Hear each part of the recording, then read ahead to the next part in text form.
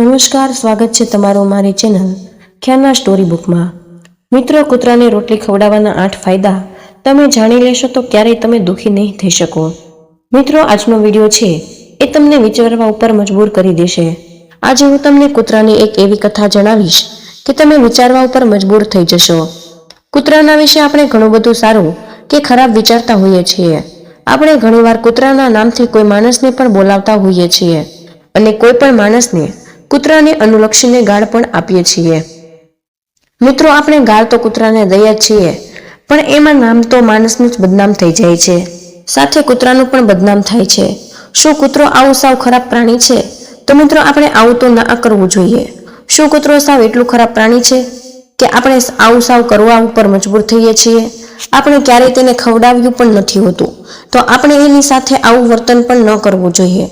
આપણા ઘરના આંગણે જો કૂતરા આવે છે તો આપણે ક્યારેક તો તેને મારી પણ દેતા હોઈએ છીએ। તો મિત્રો, અમારી તમને વિનંતી છે કે 5 મિનિટનો સમય કાઢીને આ વિડીયોને આખો જોઈ લેજો કે જેથી કરીને તમારા વિચારો જ બદલી જાય।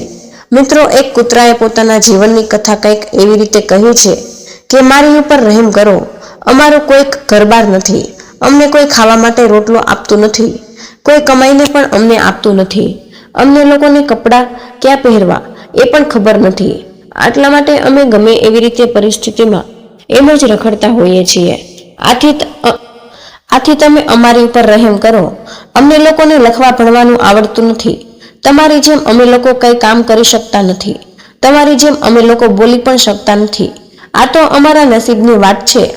પણ અમને તમારી જેમ ભૂખ પણ લાગે છે અને જો અમને કંઈક વાગે છે તો અમને પણ બહુ દુઃખ થાય છે, અમને પણ તમારી જેમ બહુ રડવું આવે છે। બસ આ જ 3 કામમાં અમે લોકો તમારી બરાબરી કરી શકીએ છીએ, આટલા માટે તમે મહેરબાની કરીને અમારી ઉપર રહેમ કરો। અમે લોકો સાવ મૂંગા છીએ, ભગવાને તો અમને મુશ્કેલીની સાથે જ આ દુનિયામાં મોકલ્યા છે અને એની ઉપરથી તમે લોકો અમને હેરાન કરો છો। જ્યારે અમારો જન્મ થયો ત્યારે અમારી આંખ કાન બંધ જ હતું, ત્યારે અમે લોકો એવું નથી કહી શકતા કે તમે લોકો અમારા માટે કંઈક કરો। જેમ તમારો જન્મ થાય તો લોકો ઢોલ નગારા વગાડે છે, પણ અમારા જન્મ વખતે આવું કંઈ હોતું નથી।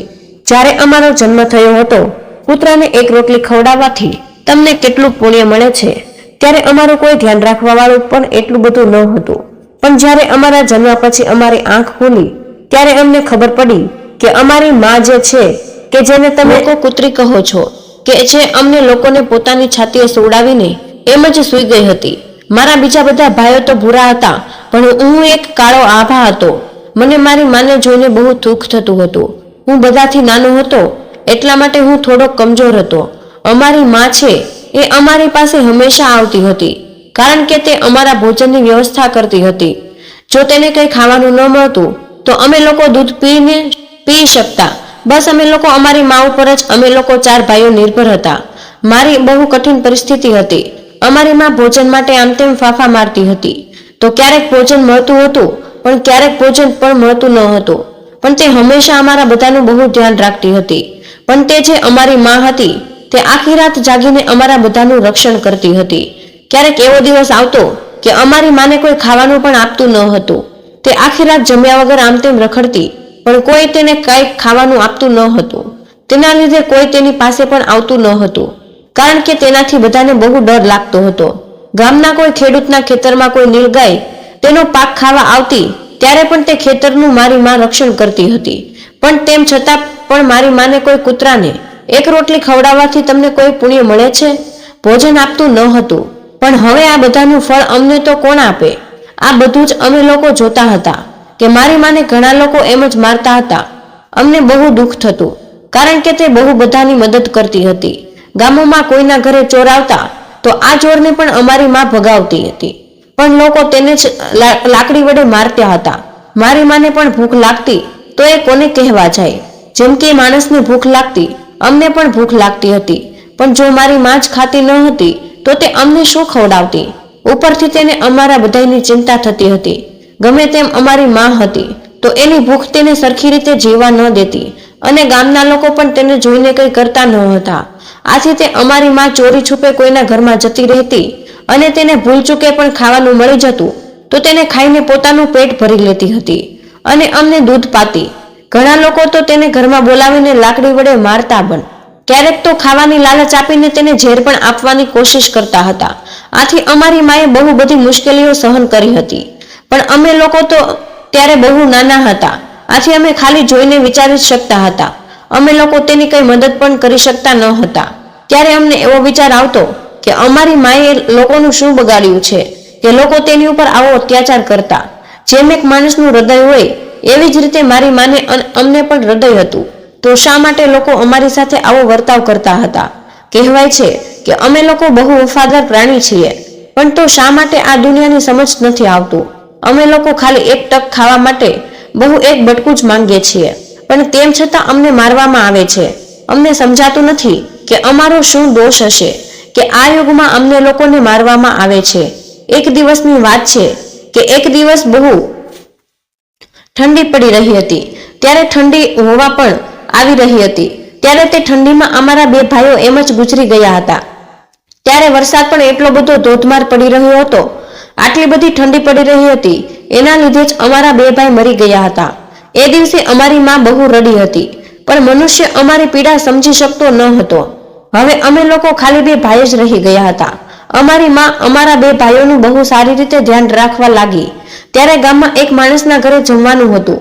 તે લોકોના ઘરે ઘણા બધા મહેમાન પણ આવેલા હતા. તો મારી માએ છે એ ખાવાની શોધમાં ઘણીવાર તે લોકોના ઘરની આસપાસ જતી હતી, પણ લોકો તેને પથ્થરથી મારીને ભગાવી દેતા હતા. મારી માં એ વસ્તુનું રાહ જોતી હતી કે કોઈક બટકું રોટલો ફેંકી દે તો મને ખાવા મળી જાય, પણ લોકો તેને એમ જ ભગાવી દેતા હતા. કેટલાક પણ લોકો હતા, પણ કોઈને મારી માં ઉપર કોઈને દયા આવતી નહોતી. અમારી માં છે એ લલચાઈને રહી જતી હતી, પણ કોઈને તેને ખાવાનું આપતા ન હતા. મિત્રો, એ માણસના ઘરે જમવાનું તો ચાલુ થઈ ગયું હતું. બધા લોકો પ્રેમથી જમી રહ્યા હતા. મારી માં પણ તે બધા લોકોની સામે બેસીને પૂંછડી પટપટાવતી હતી, પણ કોઈએ તેને ખાવાનું આપ્યું ન હતું. પણ જ્યારે મહેમાનોએ ભોજન પીરસવામાં આવતું હતું, ત્યારે એમાંથી પીરસવા વાળો માણસ થોડીક વાર રોટલીની થાળી બાજુમાં મૂકીને થોડીક વાર બહાર ગયો. ત્યાં મારી માં પણ જલ્દી ત્યાં જ જતી રહી. મારી માને તો ખાલી એક રોટલી જ લેવી હતી, પણ તેને જોઈને બધા લોકો તેની ઉપર ચડી બેઠા. આથી મારી માં પણ ગભરાઈને ડરી ગઈ હતી. ત્યાં જ અચાનક બે ત્રણ લોકો લાકડી લઈને તેને મારવા માટે આવતા હતા. બધાની રાડો પાડીને મારી માં પણ બહુ ડરી ગઈ હતી, પણ તેને ત્યાંથી નીકળવાનો કોઈ રસ્તો દેખાતો ન હતો, કારણ કે સામેથી લોકો લાકડી લઈને આવતા હતા. આથી ત્યાં જે લોકો જમતા હતા એ લોકોને ટપીને મારી માં દોડીને દૂર ભાગી જતી રહી હતી. પણ તે શું કરતી? ત્યાં તો તે પોતાની જાતને બચાવવા માંગતી હતી. ત્યાં બેસેલા માણસો પણ એવું કહેવા લાગ્યા હતા કે હવે અમારે આ ભોજન નથી ખાવું. તે બધા લોકો જમતા જમતા ઊભા થઈ ગયા. તે લોકો એવું કહેવા લાગ્યા કે જમણવારમાં ઉપરથી કૂતરી ટપીને જતી રહી છે, એનાથી આ ભોજન છે એ અપવિત્ર થઈ ગયું છે. આથી અમે લોકો આને નહીં જમીએ. તો હવે એ લોકો બધા વિચારવા લાગ્યા કે હવે શું કરવું જોઈએ? આપણું બધું જ ખાવાનું ખરાબ થઈ ગયું છે. ઘણા લોકો એવું પણ કહેતા હતા કે ભાઈ, એક કૂતરીના ટપવાથી ભોજન એમ થોડું ખરાબ થાય? એને કોઈ મોઢું પણ અંદર નથી નાખ્યું, તો ભોજન કઈ રીતે ખરાબ થઈ શકે? તો તમે લોકો આ શા માટે ચિંતા કરી રહ્યા છો? એ ખાલી ભોજન ટપીને જ ગઈ છે. પણ ત્યાં મહેમાનોમાંથી ઘણા લોકો મોટા પરિવારના પણ હતા. તે લોકો એવું કહેતા હતા કે આ ભોજન હવે સાવ અપવિત્ર થઈ ગયું છે. આથી આ ભોજન હવે ખાવાને લાયક નથી રહ્યું. આથી બધા લોકોએ લોકોની જ વાત માની હતી. ત્યાંથી જ આ બધું ભોજન હવે ગરીબોને વેચી દેવામાં આવ્યું હતું. એ દિવસે મારી માને બહુ બધું ખાવાનું મળ્યું હતું. આવું સુખ મારી માને ક્યારેય મળ્યું નહોતું. તે બહુ ખુશ હતી, પણ તે બધું સુખ છે એના માટે બહુ મોટી મુસીબત બની ગયું હતું. તે ભોજન કરીને ત્યાં આરામથી સૂતી હતી. ત્યાં અચાનક એક માણસ લાકડી લઈને તેની પાસે આવીને તેને મારવા લાગ્યો. મારી માને ભાગવાનો પણ કોઈ મોકો મળ્યો ન હતો. લાકડીના મારથી તે બહુ રડવા લાગી અને રાડો પાડવા લાગી, પણ તે માણસને મારી મા ઉપર થોડીક પણ દયા ન આવી. તે તેને ગમે તે રીતે મારી રહ્યો હતો. મારી માનો શોર છે એ આખા ગામમાં સંભળાઈ રહ્યો હતો, પણ કોઈ બીજો માણસ આવ્યો તો તેને રોકવા લાગ્યો કે ભાઈ, જે બધું થયું તે જવા દો. તે તો એક જીવ કહેવાય છે.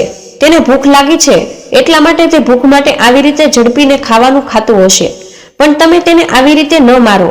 પણ તે માણસ તો સાવ રાક્ષસ જેવો હતો કે તે મારી માને નકરું મારી જ રહ્યો હતો. તે માણસ કહેવા લાગ્યો કે આ મૂંગા પ્રાણીને મારીને તમને શું મળી જશે? તમે આને રહેવા દો. તો લોકોના સમજાવવાથી તે માણસ મારી માને બક્ષી દીધી. પછી મારી માએ અમારી પાસે આવીને તેની આખી કહાની મને અને મારા ભાઈને સંભળાવી. આ બધું સાંભળીને અમને પણ રડાઈ ગયું હતું.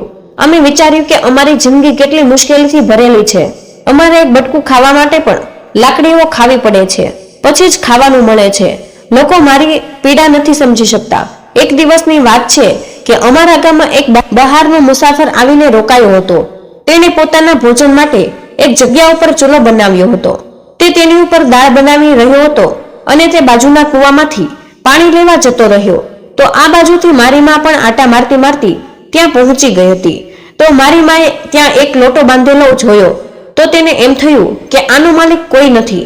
આથી મારી માં કોઈને ન જોવાથી તે લોટાને ખાવા લાગી. તો તે માણસ મારી માને ખાતા જોઈ ગયો તો તે માણસ બહુ દુઃખી થઈ ગયો કે બિચારો માથા ઉપર હાથ રાખીને રડવા લાગ્યો, કારણ કે તે 2-3 દિવસનો ભૂખ્યો હતો.